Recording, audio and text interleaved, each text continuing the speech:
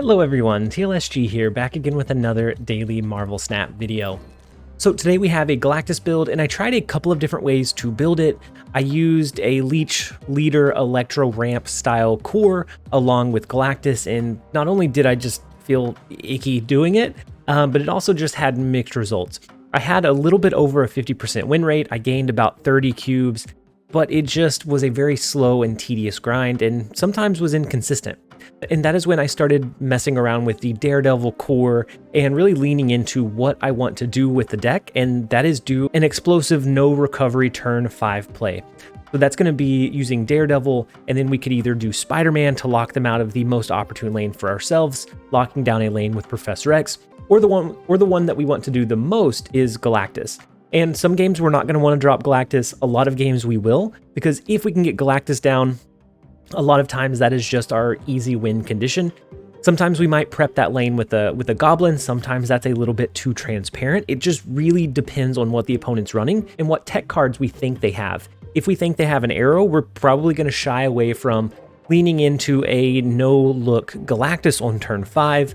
They could just yank it into their lane and it'd be a very, very lackluster turn 5. And so if that's the case, we can look for a Spider-Man lockdown, a Hobgoblin play, a Gamora to get the upside from that turn, and then use that momentum into the last turn. And so in my testing, I've had really good results with this list, and I think even though Galactus is on the watch list, from the leaked patch notes, I don't think it's going to really impact him all that much. A lot of times the Galactus play, where that strength lies, is not the power level itself, it's just that impact. And being able to follow up with the death or the Spider-Man on 5 into them not being able to do anything for the rest of the game. It really puts those combo decks or decks that want to go wide into a really tough spot. And so overall, the deck list runs really well. If you do have Galactus, I don't think him being on the watch list, at least from the patch notes that got leaked, I don't think he's going to go anywhere. I think he's going to be just as consistent. And this is the best way that I found to counter these Zabu wide decks, to counter the Leech Leader meta, because you can out-tempo them, you can then lock down the lane, and you can force them into inopportune positions as well. And so it doesn't feel like this has very many counters to it, except maybe something that goes really tall, so something like a Shuri ramp deck, because we don't have any direct counters to that unless we are just locking down lanes with things like Prof X and Spider-Man, but Galactus becomes a little bit scary, especially if it is following up that Shuri playline. Let's go ahead and jump over into a couple of games. I hope that you guys enjoy. Alright, so first up we have TC 1024. The first location is negative zone, so things like our Hobgoblin, our Green Goblin are going to be phenomenal there, especially if they don't have a way to destroy it or send them back. And so I'm going to go ahead and we're going to skip on turn 2 as well. We didn't get any of our early game drops, unfortunately, but we do have our Goblins. We have the Goblin pair, we have the Spider-Man into Prof X combo, and no cards that are dropped this turn are going to be revealed. And so we could do the Green Goblin into the negative zone.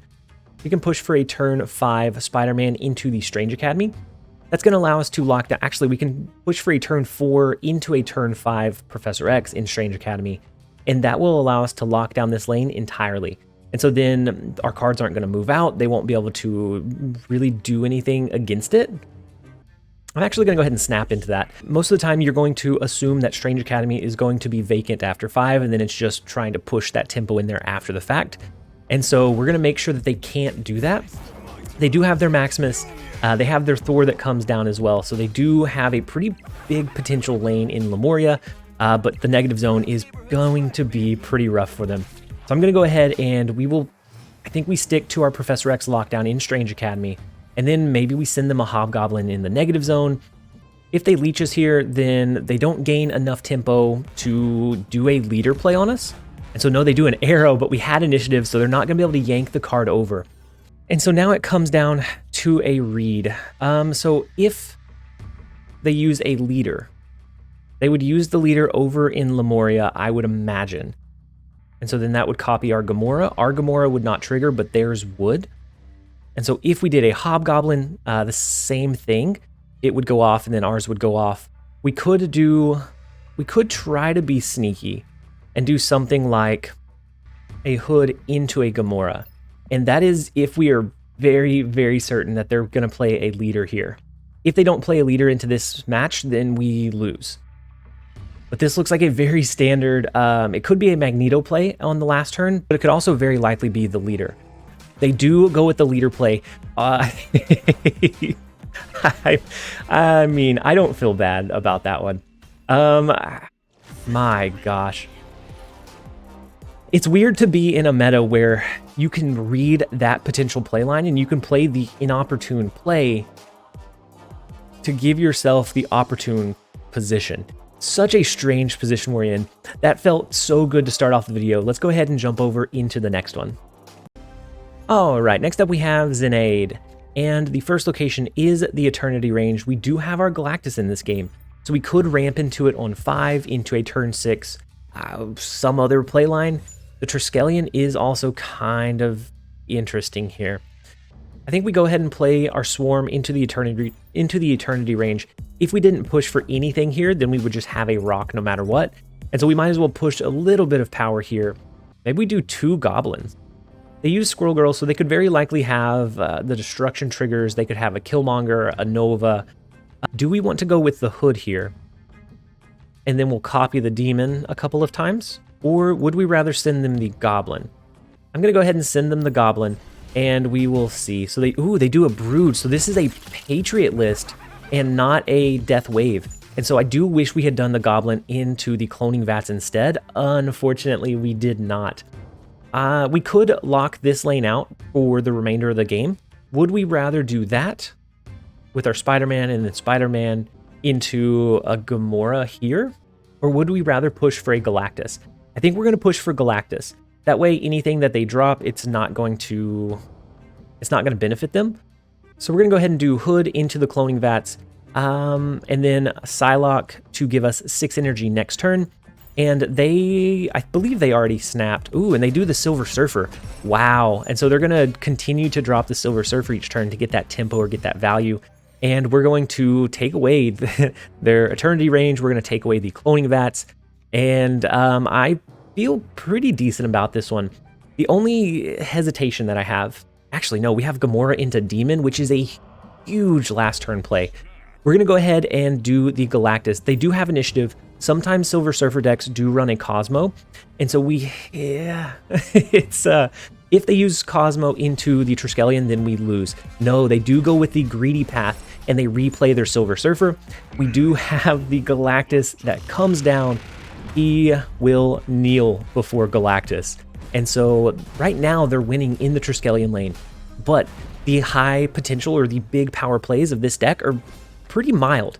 And so we have the Gamora into the Demon, and that might be just enough to keep them close enough that they'll end up sticking this one out. Now, a lot of times Galactus, it is just too overwhelming. So the Spider-Man playline after a wave into Galactus on 4, a lot of times the Spider-Man playline forces them in similar to a no turn 6 for you. It forces them into knowing that they have not won. And so this is going to be the opposite. They can try to calculate how much power push they're going to have, but most likely they're going to be wrong about how much we have. And we could even have a higher high roll of a free death by chance. And so we'll see if they stick this one out. Ooh, so they do. They use the Hobgoblin, but that is okay. That is -8. We are going to have a 12 power Gamora. We are going to have the 6 power Demon that comes down and just blow it out of the water. And so that is a quick 4 cube game the first matchup, an 8 cube game the second. Let's go ahead and keep these cubes going. All right, next up we have Good Boy, and the first location is Muir Island. We're not going to have much to play in there. We will go ahead and play our Hood, just because we typically don't destroy it, and that's not going to be the lane that we want to aim for with Galactus, just because it usually attracts so much power to be played into that location. Now, now we could. Now, do we go for a turn for Galactus? I think we're going to go ahead and play the Green Goblin this turn. We can do Wave next turn. I don't know. Ooh, they use a Wave for us. Very interesting. And so we are going to have initiative going into this turn. So we can guarantee that no, wait, it's a tie. Do we get initiative? We do get the coin flip. We get the lucky coin flip here. We do have initiative. They used Wave, so they might be running a Galactus deck as well. We're going to go ahead and snap into the Galactus, guaranteed to go off into Jotunheim. And then following that, we could do I don't know, maybe we draw a Spiderman. Maybe we just use our Hobgoblin on 5 into a Gamora and Demon on 6.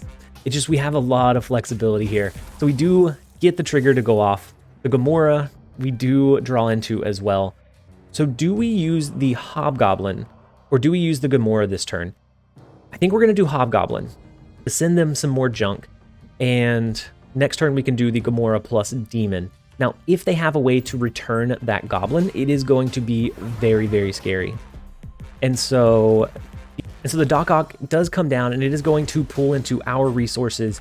But it is okay because it also pulls into our Professor X and they're not going to be able to play this turn. We get the guaranteed 2 cubes because of the Doc Ock. I tried in my previous list, I tried using the Doc Ock and it just felt like it stabbed you in the back more times than it helped. And this was definitely one of those times. We're going to take the 2 cubes here. We're going to go ahead and jump over into the next one. All right, next up we have fellow Snap content creator Ocean Mud. And the first location is the cloning vats. They snap on turn 1. Kind of scary, but at the same time, I think they're leaning into the cloning vats, maybe like a Venom, maybe something really large, and maybe we can maneuver it where we can get our Galactus to go off instead, and they're not going to be able to get the big payoff from the cloning vat location. And so we do have the Green Goblin. We could send them a couple of Green Goblins in the cloning vats to block them from playing very many resources. We could then play our cards multiple times. I think we're going to lean into and try to do that. We're going to do the Green Goblin. The Elysium was huge. That's going to allow us to get our Galactus off early, or maybe a Professor X off early, and just maximize our value here. And so they do a second Sunspot. They also do a Lockjaw. We would need to calculate the max power push that they could do if they skip on the rest of the turns. And so we're going to go ahead and do one more Green Goblin into the cloning vats. We're going to try to cap it out. And they do play one more Sunspot into that location, which is okay.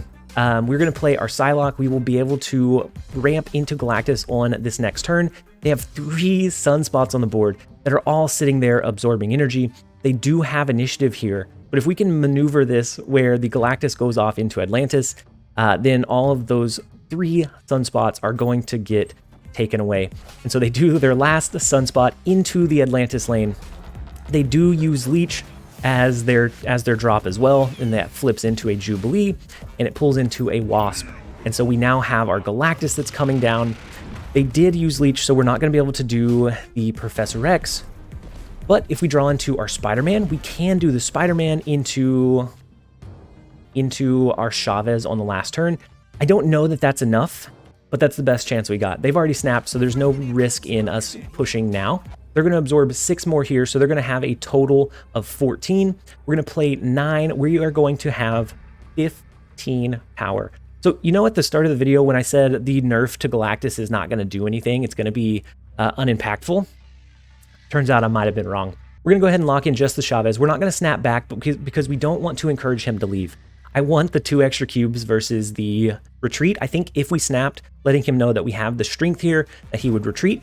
But if we don't, then he might try to stick it out, and he does. We get the 4 cubes. We swindle the extra couple of cubes. By not being too greedy, we were greedy, but we weren't too greedy. And so let's go ahead and jump over into the next one. This deck has been performing phenomenally. I was stuck at the low 80s all day. As soon as I switched to this version, I have been blasting through the ranks. So let's go ahead and jump over into the next one. All right, next up we have Andrew S736, and this is actually the 3rd time in a row that I'm playing Andrew. The first time we lost, they had an Adam Warlock that drew into a lot of their resources, and 2 Dream Dimensions were on the board. The second time, 2 Nowhere locations were on the board, and we took the win, but we only took 1 cube. So we're out for vengeance. We are looking for the last cube here. We're going to go ahead and skip here. I was going to play Demon into the Warrior Falls just in case they tried to do something like an armor or something to make sure that the hood didn't get destroyed, but I changed my mind. I erred on the side of not doing that. So we could do the Green Goblin into Monster Metropolis. We could do the Green Goblin into the Vibranium Mines. Now, what they are digging for with their Adam Warlock is probably a Leech, a Leader, and a Sandman. I haven't seen the Leader, I haven't seen the Leech, but I have seen the Sandman. And so they are digging for those resources. If we use the Green Goblin here, they would still draw into a resource this turn. I'm going to go ahead and do the Green Goblin into the Vibranium Mines. We are going to hope that they don't have a way to stop us from dropping our Galactus into that far right lane. Something like Polaris could have done it had we had our ramp components, but they did already drop it onto the board. So that's perfectly fine as well. So we are winning in Vibranium Mine currently. We're going to go ahead and drop our Psylocke as well as one of our Vibranium. Next turn oh no, not one of our Vibranium. We're going to save it. We're going to just drop the Psylocke. Next turn we are angling to do a Galactus into the far right lane. But if they block us out of Vibranium Mines, maybe we do the Galactus into the Warrior's Fall location instead. And then on our last couple of turns, we could always look at doing a Death, a Vibranium that's not going to be able to be destroyed, the Demon, all really good resources here. And so they do snap into us. I'm going to go ahead and do Galactus into Warrior Falls. That's what feels right. They have the Devil Dino, which is a big resource. It is a big Devil Dino coming down. They knew what we were going for. They knew what kind of play path we were going for, and they played to counter it. So I'm going to go ahead and on this last turn, we can actually do a lot of good cards. We can do the Vibranium. That's going to protect our Demon from dying. That's going to be huge. We can then do the Demon and the Death. I don't know if it's enough to win, but it is a pretty good power push, especially considering the fact that we're not going to lose anything because they have a big Devil Dino. So we are going to lock this in, and we're just going, wow, they play a lot of resources. They play the Lizard, which does go down to 2. They play the Nightcrawler, and then they play a Sunspot. So they're going to lose their Sunspot here. Their Nightcrawler and Lizard are fine. And then we are going to have the win because they use so many resources, and we do find a way to pull that one out. That one felt good. After 3 straight wins where it was very back and forth, we now have the net cube advantage, and that is where we are going to go ahead and end this video. I hope that you guys enjoyed it. If you did, make sure to leave it a like and a comment down below. And as always, this has been TLSG. Later, guys.